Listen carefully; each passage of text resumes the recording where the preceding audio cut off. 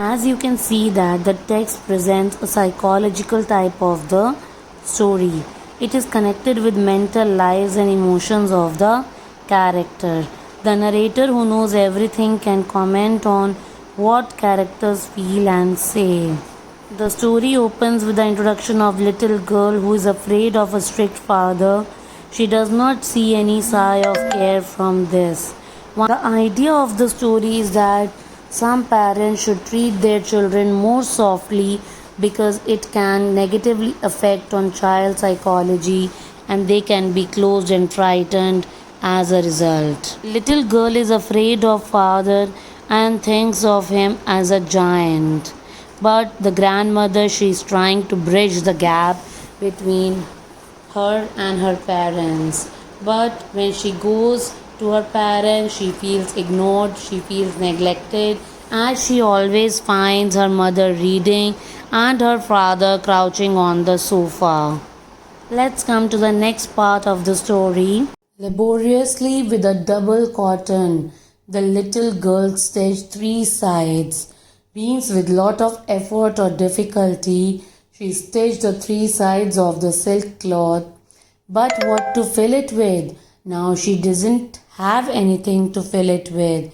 That was the question. The grandmother was out in the garden and she wandered into mother's bedroom to look for scraps, if any pieces of paper were there. On the bed table she discovered a great many sheets of fine paper, gathered them up, tore them into tiny pieces and stuffed her case, then sewed up the 4th side. To the astonishment, there was hue and cry in the house. Means there was anger everywhere, and the father's great speech for the Port Authority had been lost. Father was extremely upset about this. Rooms were searched, servants were questioned. Finally, mother came into Kezia's room. Kezia, I suppose you didn't see some papers on the table in our room. Oh yes, I tore them up for my surprise. What? Screamed mother, shouted mother. Come straight down to the dining room this instant, immediately. And she was dragged down to where father was pacing in to and fro, hands behind his back. Pacing to and fro means moving in a fast manner, hands behind his back. Well, he said sharply. Mother explained. He stopped and stared at the child. Did you do that? No, she whispered. Mother, go up to her room and fetch down the damn thing. See that the child's put to bed this instant. Crying too much to explain, she lay in the shadowed room, watching the evening light make a sad little pattern on the floor. Now father was going to punish her. He came into the room with a ruler in his hand. I'm going to beat you for this. Oh no, she screamed. Hiding under the bedclothes, he pulled them aside. Sit up, he ordered, and hold out your hands. You must be taught once and for all not to touch what does not belong to you. Now the father, he hit the little girl with the scale. You think it should have been done? Do you agree with this? But it was your birthday.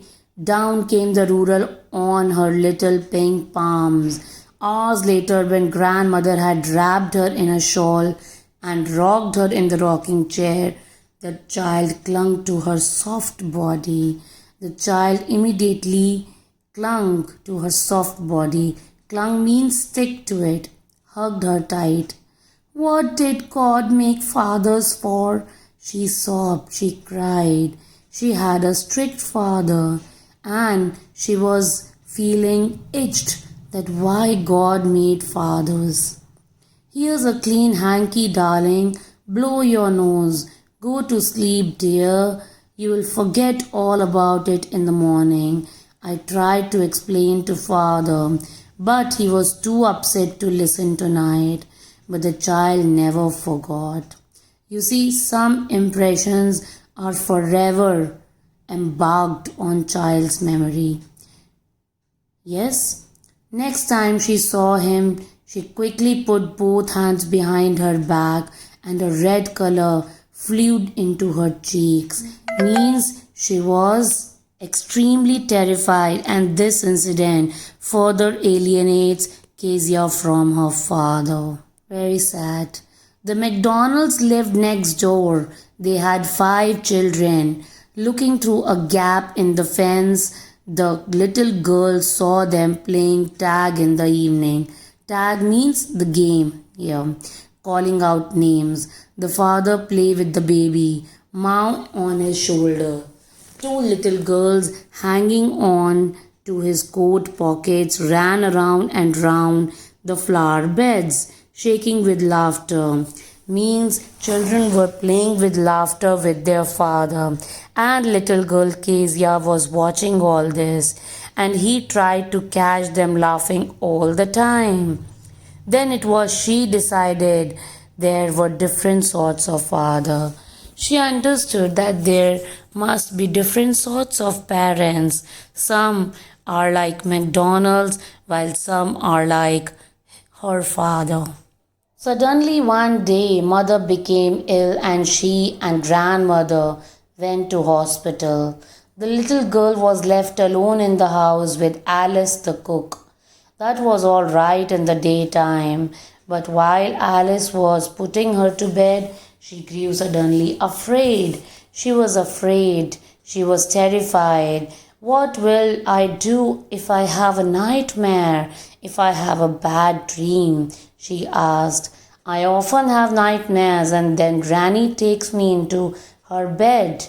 I can't stay in the dark. It all gets whispery. It all gets so silent. You just go to sleep, child, said Alice, pulling off her socks, and don't you scream and wake your poor pa. Don't disturb your father. Go to bed quickly. But the same old nightmare came, the butcher with a knife and a rope, who came nearer and nearer, smiling that dreadful smile, while she could not move, could only stand still, crying out, Grandma, Grandma! She woke shivering to see father beside her bed, a candle in his hand. What's the matter? He said. Oh, a butcher, a knife, I want Granny. He blew out the candle, bent down, and caught up the child in his arm. He took the little girl in his arms, carrying her along the passage to the big bedroom. A newspaper was on the bed. He put away the paper, then carefully tucked up the child, covered the child nicely. He lay down beside her, and half asleep still. Here, rub your feet against my legs, dear, and get them warm, said father. Tired out, he slept before the little girl. A funny feeling came over her. She was surprised to see all this. Now, is this a real dream? Poor father, not so big after all, and with no one to look after him.